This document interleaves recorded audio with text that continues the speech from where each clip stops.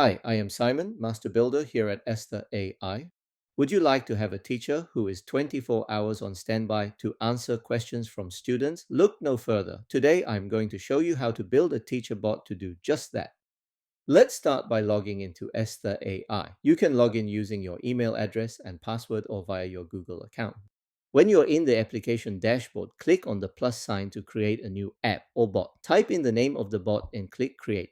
Provide a bot description to explain what the bot is about or used for. Then add a bot greeting that the user will see when interacting with the bot. Lastly, attach an image. You can use other AIs like ChatGPT to help you create a transparent PNG icon. Please note that we also set the LLM to standard mode, as this bot is meant for primary school students. For secondary and above, you can choose advanced mode.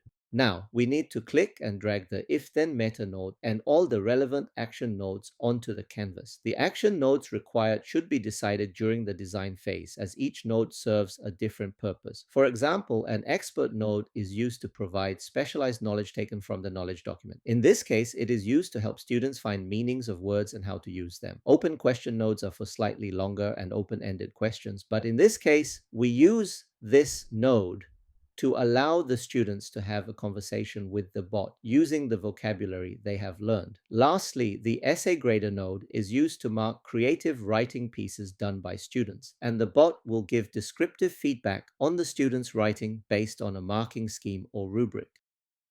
Next, we need to connect all the nodes by clicking and dragging a line from one blue dot to the next. This step is important because it allows us to set up the if-then meta node.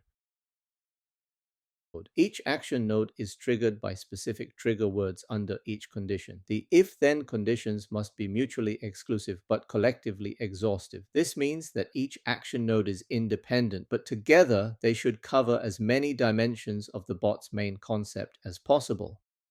Now, I will show how I set up the nodes for this bot: Open Question, Expert, and Essay Grader. You can rewind and play back this part of the video if you miss anything. For all the nodes, you need to attach the knowledge document. For the Essay Grader node, you need to attach a rubric or marking scheme if you want the bot to only use the content in the knowledge document. Then you can set the accuracy to 100%. Here I set it to 80% to allow some flexibility for the bot to be more lenient in order to allow the student to learn.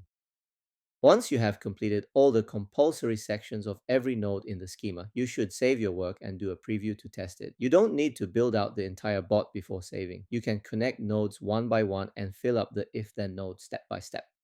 As long as the compulsory fields in each node have something filled in, you can save your work along the way. Compulsory fields are marked by an asterisk.